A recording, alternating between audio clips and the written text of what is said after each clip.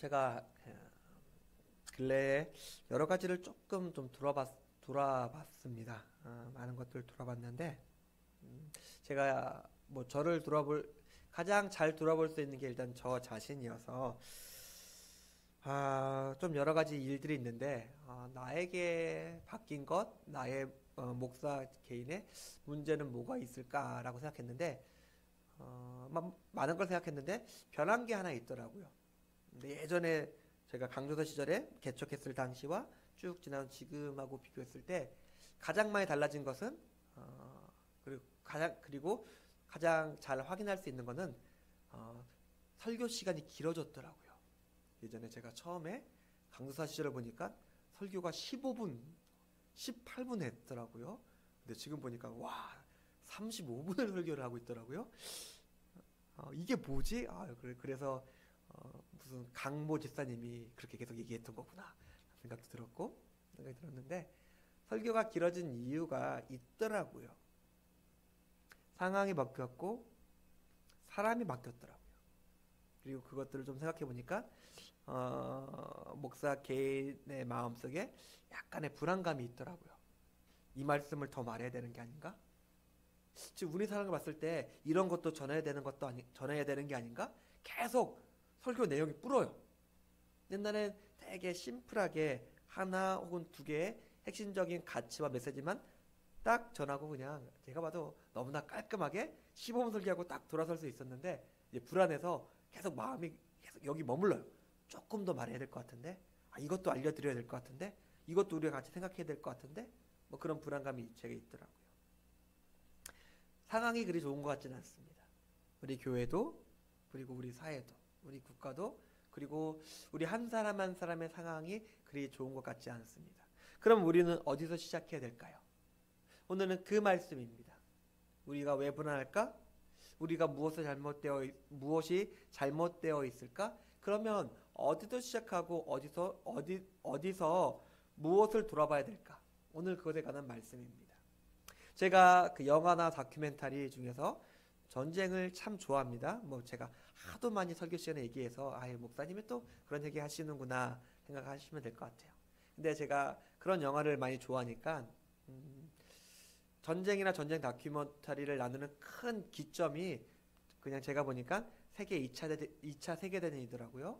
그러니까 뭐 라이언 일병 구하기부터 시작되는 것 같은데 거기서 왜 그런지 생각해 봤더니 제2차 세계대전부터는 그 진짜 실제의 전쟁의 영상이 있더라고요. 그러니까 실제 전쟁에서 이뤄진 영상이 있고 두 번째로 그 2차 세계대전에 참전했던 군인들이 자기의 이야기를 영상으로 남겼더라고요. 그런데 70세, 80세 된 그 노인분들이 자기가 예전에 있었던 전쟁의 이야기를 해주는 모습이 나오는데 저는 그 모습이 참 인상적이었습니다. 그러니까 굉장히 어렸을 때 20대였고 그들은 70대, 80대였으니까 50년, 60년이 지난 시간 후의 모습이었는데 젊었을 때의 패기, 신념, 용기 혹은 에너지와 폭력은 온데간데 없이 사라지고 그들의 그 전쟁의 이야기를 할 때 목소리가 떨리시더라고요. 목소리가 떨리고 손이 떨리고 있더라고요. 그리고 얘기를 하다가 나중에 많이들 우시더라고요. 왜 그랬을까요? 젊었을 때는 이쪽이든 저쪽이든 뭐 자신들이 옳다고 생각했고 자기의 국가에 대한 충성과 신념을 위해서 전쟁에 뛰어들어서 용감히 싸웠지만 나이가 들어서 제가 느끼기에는 그들은 자신의 젊었을 때의 삶과 행동을 감당하지 못하는 것처럼 보였습니다. 젊었을 때는 아무것도 모르고 패기가 넘쳐서 뛰어들었는데 자기가 오랜 시간 지난 다음에 돌아보니까 그거는 자기가 감당치 못할 일들이었어요. 보면 20살 전후에 그러니까 우리가 6.25 때를 보면은 학도병이 있었잖아요. 학도병 평균 나이가 14세에서 출발해요. 14세에서 17세부터 징집해서 학도병으로 끌고 간 거예요. 그러니까 우리 찬혁이 또래예요. 찬혁이 또래 아이들한테 총을 쥐어주고 사람을 죽이라 그런 거였어요. 그러니까 돌아보면 그런 이야기예요. 근데 그 아이들이 못 모르고 시키니까, 그리고 뭐 아이들끼리 분위기 띄워가지고 야 이거 할 수 있어 뭐 으쌰으쌰 했는데, 들어보면 그건 엄청난 폭력이었고 아이들이 감당하지 못할 일이었던 것이죠. 가장 숭고해 보였던 가치조차 시간이 지나니까 그거는 아무것도 아닌 것이 드러나게 되었습니다. 우리의 삶을 여기에 빗대어 보겠습니다. 우리가 지금 중요하다고 생각하는 것이 있고 사람들이 모두 옳다고 말하는 것들이 있습니다. 그래서 우리는 대부분은 그것들에 으쌰으쌰하면서 그런 가치들을 쫓아가고 있고 그런 삶을 살아가고 있습니다. 그런데 그것이 많은 시간이 지난 다음에도 우리를 여전히 확신에 차게 하고 있으며 우리를 보호하며 우리를 지키고 있으며 나중에 후회가 남지 않은 것들일까요? 아마 그렇지 않을 수도 있을 것 같습니다. 오늘 우리의 말씀은 우리가 너무나 잘 알고 있는 십계명의 말씀입니다. 왜 제가 이 말씀을 선택했냐면은, 우리가 돌아가야 된다면, 우리의 삶을 다시 세워야 한다면 그 시작은 바로 여기에 있을 것이라고 생각했기 때문에 그렇습니다. 하나님이 누구신지, 그리고 우리가 누구인지, 그리고 우리가 어떻게 살아야 하는지에 대해서 우리에게 알려주고 계십니다. 그리고 이 말씀은 최소한 4,000년, 5,000년 동안 한 번도 변하지 않은 하나님의 말씀입니다. 이 말씀을 생각하면서 우리의 삶, 우리의 교회, 우리의 가정이 다시 어디서 세워져야 되며 어디서 시작해야 될지에 대해서 같이 한번 고민해 봤으면 좋겠습니다. 하나님의 은혜가 우리 모두에게, 우리 교회에게 임하는 시간이 되기를 축원드립니다. 첫 번째로 우리가 너무나 잘 아는 하나님의 말씀은 3절에 보니까 너, 나로 시작합니다. 너는 나 외라는 말씀으로 시작합니다. 율법의 주체는 하나님 그리고 나입니다. 하나님의 말씀은 각 사람이 하나님 앞에서 어떻게 살아가야 되는지에 대해서 알려주는 것입니다. 우리는 물론 교회와 공동체를 통해서 하나님을 만나고 하나님을 예배합니다. 그런데 교회와 공동체는 좋은 거예요. 필요한 것이에요. 그런데 그것은 어떨 때는 내 신앙과 전혀 무관한 것일 수 있습니다. 좋은 교회 가고 뜨거운 예배 드리고 신앙이 좋아 보이는 사람들과 함께하고, 오히려 그것이 어떤 사람들에게는 독이 되어서 자기가 신앙이 좋다고, 자기가 하나님을 믿는다고 착각하게 만들 수도 있습니다. 좋은 교회, 그리고 그리고 뜨거운 예배, 그리고 신앙 좋은 사람들은 신앙에서 필요한 요소일 수는 있지만은 신앙에서 가장 핵심적인 것은 아닙니다. 그러면 신앙에서 가장 핵심적인 것은 어떤 걸까요? 하나님 그리고 나입니다. 하나님 앞에 스스로 홀로 설 수 있는 사람, 하나님 앞에서 계속해서 서 있으면서 하나님과 함께 살아가는 사람, 그리고 그 사람을 통해서 하나님의 실제와 하나님의 영광이 나타나는 것이 신앙입니다. 물론 이것은 혼자서 할 수 없는 것이기에 교회가 그 다음부터 필요한 것입니다. 신앙의 본질은 그러나 하나님 그리고 나에서부터 시작됩니다. 이것은 예수님과 그 다른 신앙의 사람들의 모습 속에서 너무나 쉽게 찾을 수 있는 것입니다. 예수님은 어떻게 해서든지 하나님과 기도하려고 하셨습니다. 아무리 바쁘고 힘들어도 하나님과 대화하려고 하셨습니다. 그리고 그렇게 힘들어 어렵고 죽을 것 같았던 십자가 전에 체포당하기 직전까지 하셨던 것이 기도였습니다. 우리는 하나님과 함께해야 됩니다. 그리고 그 시작은 기도로부터 시작합니다. 기도를 너무 우리가 기도 시간에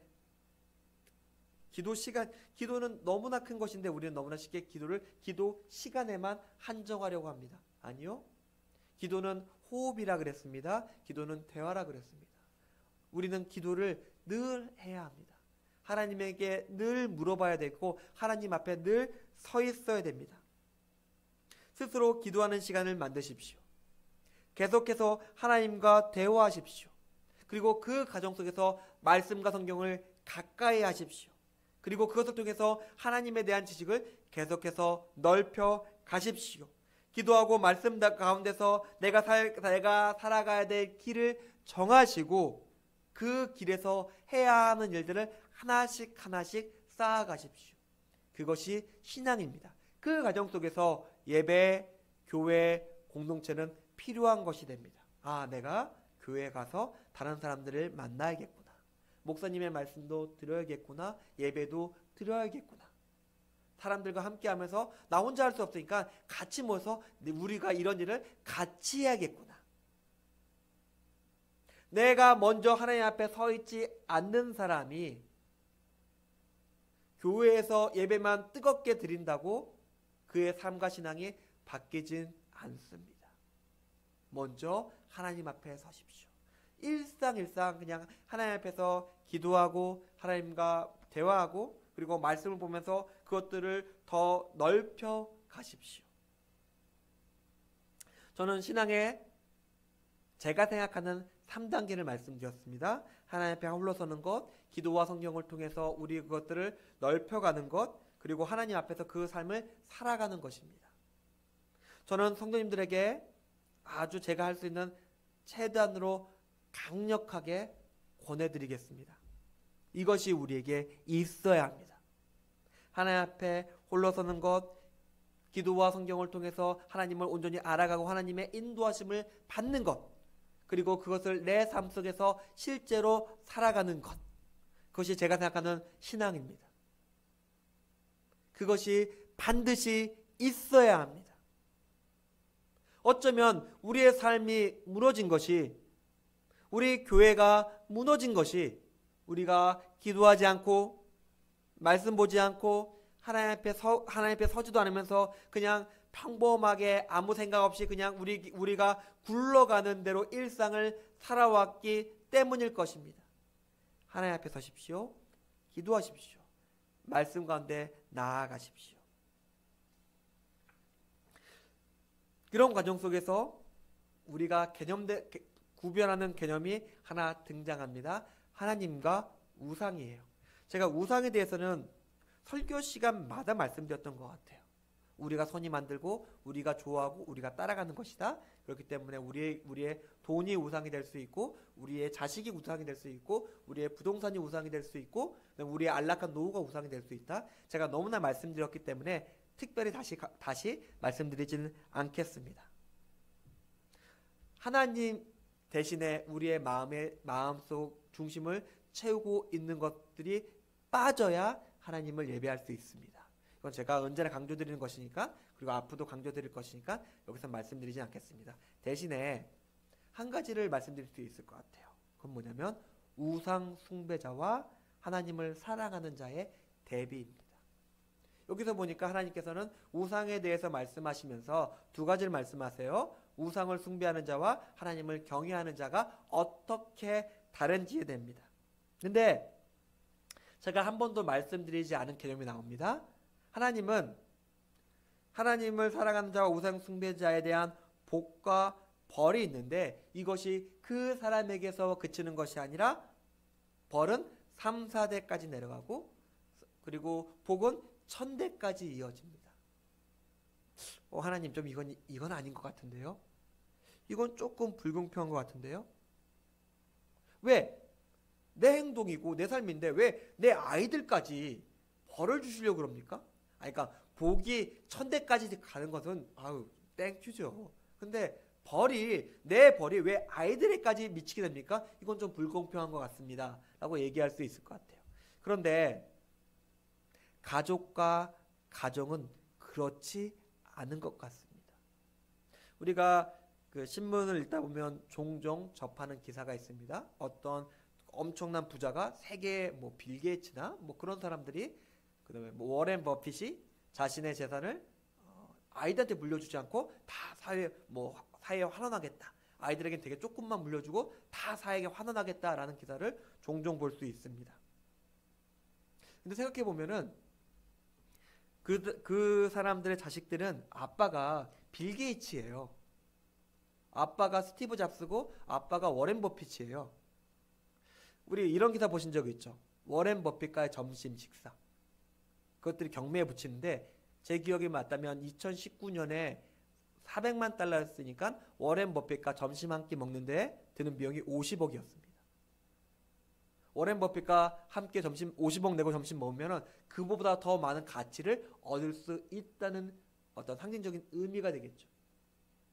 자식들은 20년, 30년 동안 빌 게이츠, 워렌 버핏, 스티브 잡스와 함께 살면서 그들이 생각하는 것, 그들이 소중하게 여기는 것, 그들의 자기 삶을 관리하는 방법, 그리고 그들이 그것들을 하나씩 일어나는 과정을 옆에서 지켜볼 수 있습니다. 그렇기 때문에 제가 볼 때는 그 사람들은 자신감이 있는 것 같아요. 나는 아이들을 교육시켰다. 내 삶을 그 아이들에게 보여줬고 그 아이들에게 가르쳤다. 문제없다. 오히려 내가 이 아이들에게 수천억, 수조원, 수십조 원의 재산을 물려주면은 허랑방탕하게 살다가 곧 애가 망할 것이다. 우리가 많이 보고 있잖아요. 미국 애들 마약하고 클럽 다니면서 허랑방탕하게 살다가 삶이 종식되는 걸 너무나 많이 봤으니까 그렇게 살게 하느니 차라리 돈을 물려주지 않겠다. 그게 이 아이를 살리는 길이다 라고 생각한 것 같습니다. 이건 저의 추측이긴 하지만 하나님을 경외하는 삶과 그 반대의 삶은 분명하게 영향력을 가지고 전염력을 가집니다. 그리고 그것은 분명하게 아이들에게 영향을 끼치게 됩니다.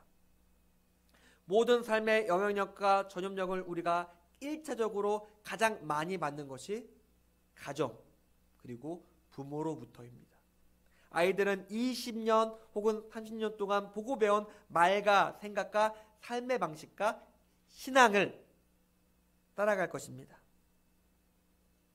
결국 내가 집에서 어떻게 살았느냐에 따라서 아이들의 인생이 결정된다는 것입니다.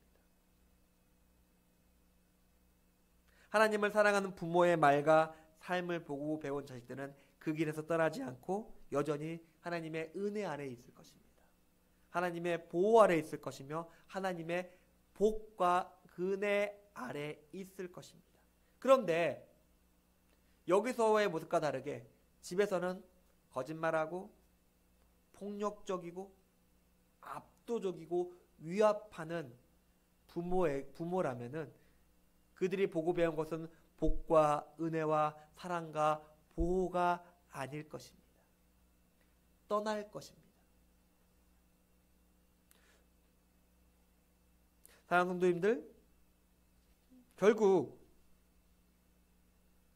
알고고 남고 가라지는 사라집니다.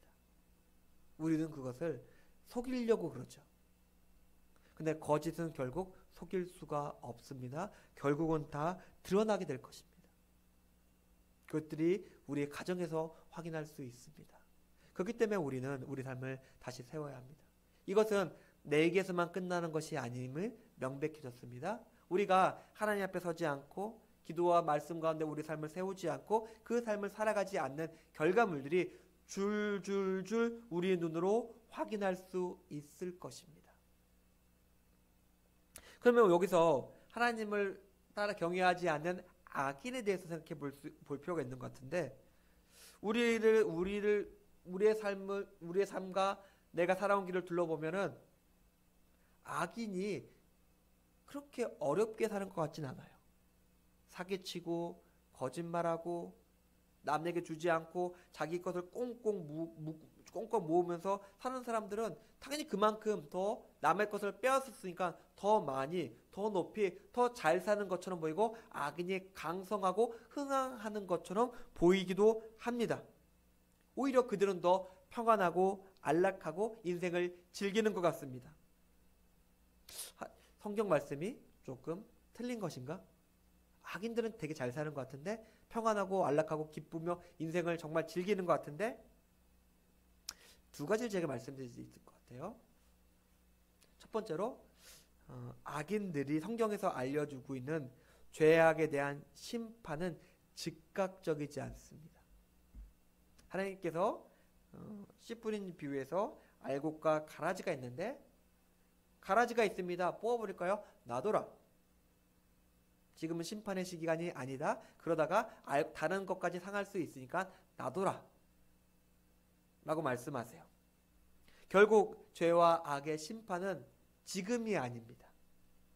하지만 더 번성하면 더 번성할수록 그 심판은 더 커져갈 수밖에 없겠죠. 그리고 하나님은 선인과 악인에게 이른 비와 늦은 비를 고루 내려주십니다.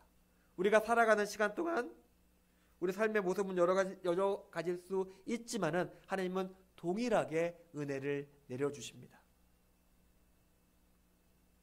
그리고 우리가 잠언 11장의 말씀처럼 결국 악은 소멸해요.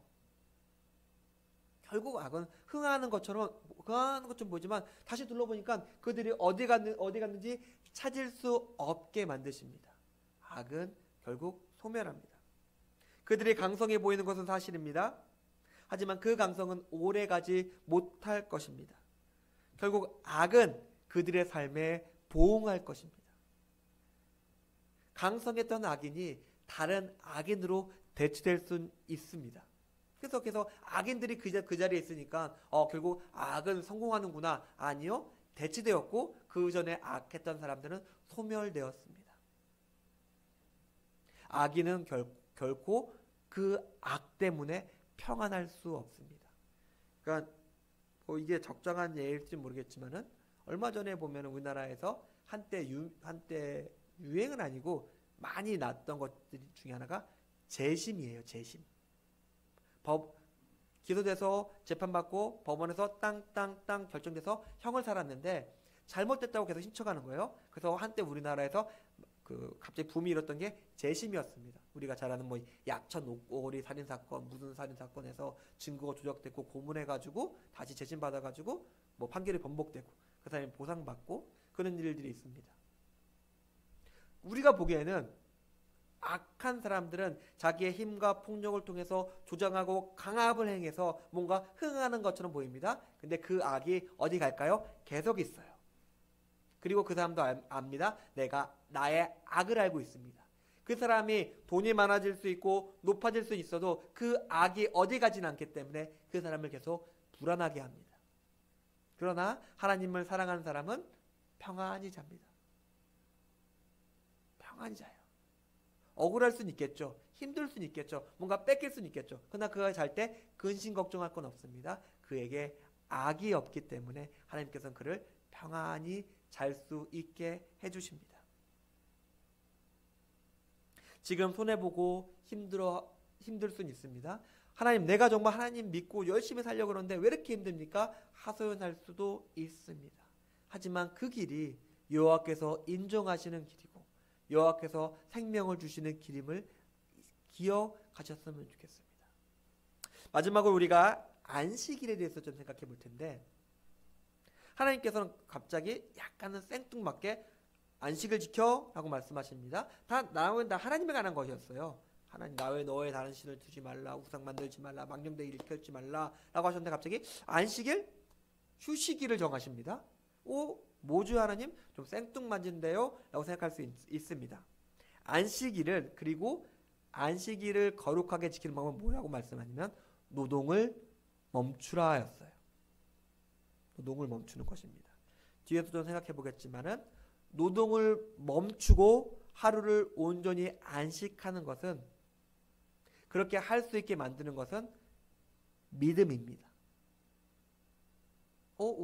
나 되게 쉬는 거 좋아하는데요? 그냥 노는 거잖아요. 그게 왜 믿음입니까?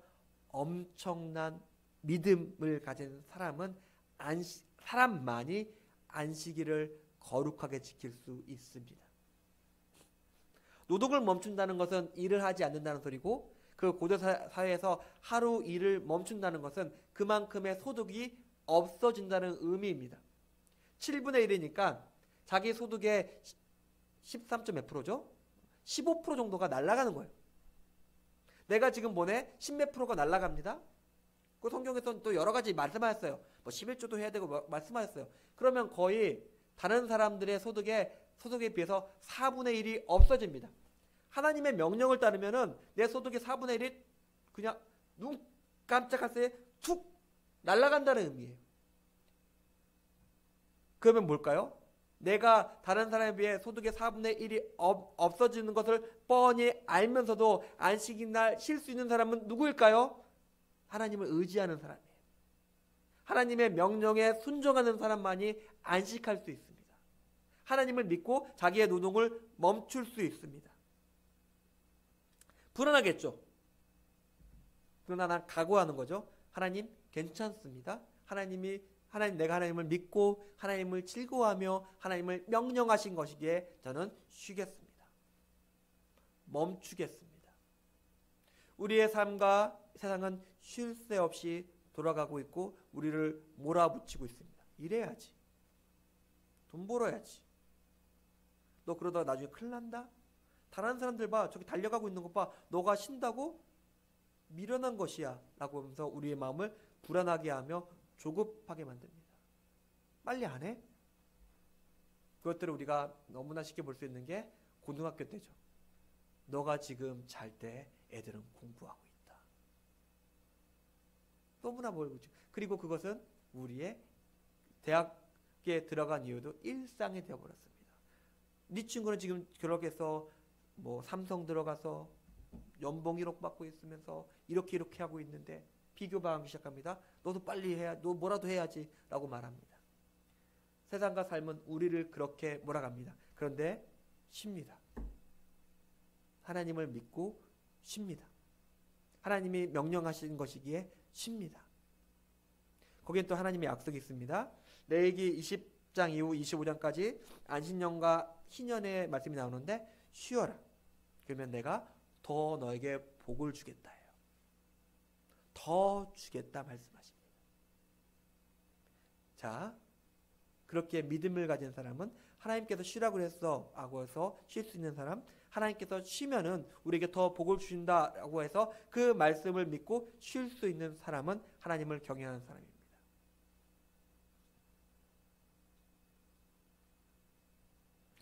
하나님께서 안식하게 하신 이유는 명확합니다. 이제 둘을 나누시는 거예요. 구분이 안 돼요. 그냥 뭐 다 나와서 예배드리고 뭐 살아가는 모습은 비슷하니까 구분이 안 되는데, 안식일은 사람들을 명확히 두 부류의 사람들로 명확히 구분해 줍니다. 하나님의 명령을 기억하고 하나님의 명령에 따라서 소득의 감소를 불구하고 자기의 손을 놓아서 쉬는 사람과 불안하고 두려워서 하나님을 믿는다고 말은 하지만은 계속해서 움직이는 사람으로 나눕니다. 지금 우리의 손과 발과 마음은 어디를 향하고 있습니까? 하나님의 명령에 따라서 내가 불안하고 두렵더라도 하나님의 명령이기 때문에 내 손을 내려놓는 사람입니까? 혹은 불안과 두려움 때문에 나를 계속해서 밀어붙여가지고 더 일해야지, 더 벌어야지, 더 쌓아야지 라고 생각하는 사람입니까? 하나님 앞에 서기 원합니다. 제가 말씀드렸던 것처럼 하나님 앞에 서기 원합니다. 하나님께서 말씀하십니다. 쉬어라. 안식해라. 나를 믿는다면 놓아라. 말씀과 기도 가운데 말씀하십니다. 사랑하는 성도님들, 오늘 설교를 결론 맺고자 합니다. 우리가 다시 시작해야 되는 것은 명확해 보입니다. 그런데 괜찮아요. 성경에서는 이런 일들이 너무나 많이 나왔어요. 열심히 살아왔다 하는데 한순간에 모든 것이 무너집니다. 그러면 다시 시작하면 돼요. 다시 시작하면 돼요. 우리는 뭔가 신앙을 따서 이만큼 많이 싸워서 30배, 60배, 100배를 뭐 쌓아야 되는 거 아니야? 아니요. 하나님께서 원하시는 것은 딱 하나, 우리의 마음의 방향이에요. 우리의 마음의 방향이 하나님께로 향해만 있으면 돼요. 우리의 연약함을 잘 아신 분이니까요. 우리가 이제 하나님 앞에서 우리의 삶과 신앙을 다시 시작했으면 좋겠습니다. 그것이 굉장히 두려운 일입니다. 손해보는 것 같고 내가 어떻게 되지 않을까라는 막연한 불안감이 우리 삶 속에 있습니다. 그러나 우리의 삶을 다시 하나님 앞에서 결단하며 다시 하나님 앞에 세울 때에 하나님께서 말씀하십니다. 오늘부터 내가 너에게 복을 주리라 말씀하십니다. 오히려 하나님을 믿으신다면 하나님께서 우리에게 복 주는 길로 가지요. 우리가 하나님을 믿는다면 하나님께서 약속하신 길로 가지요. 그 길에 하나님께서 함께 하시고 우리에게 필요한 것들을 충분히 채워준다 약속하셨습니다. 그 길에 우리 공동체가 또한 있기 원합니다. 우리 같이 말씀을 생각하시면서 기도했으면 좋겠습니다. 너와 하나님 앞에 홀로 서는 것, 하나님 앞에서 말씀과 기도로서 우리 삶을 세우는 것, 그리고 그것을 행하는 것, 그리고 두려워하지 않고 다시 시작하는 것입니다. 지금 하면 돼요. 지금 하면 됩니다. 하나님께서 우리의 상한 마음을 너무나 기뻐하십니다. 우리가 마음만 돌이킨다면 하나님께서 너무 즐거이 받아주십니다. 우리는 탕자 같은 모습에서 더럽고 실패해서 송구스럽고 면목도 없고 괜찮습니다. 하나님께서 기뻐 안아주십니다. 우리가 우리의 마음을 돌이켰으면 좋겠습니다. 우리의 삶을 돌이켰으면 좋겠습니다. 하나님, 우리가 하나님께 나아갑니다. 하나님 받아주십시오. 하나님께서 받아주실 것입니다. 우리 같이 기도하며 하나님께 나아가겠습니다.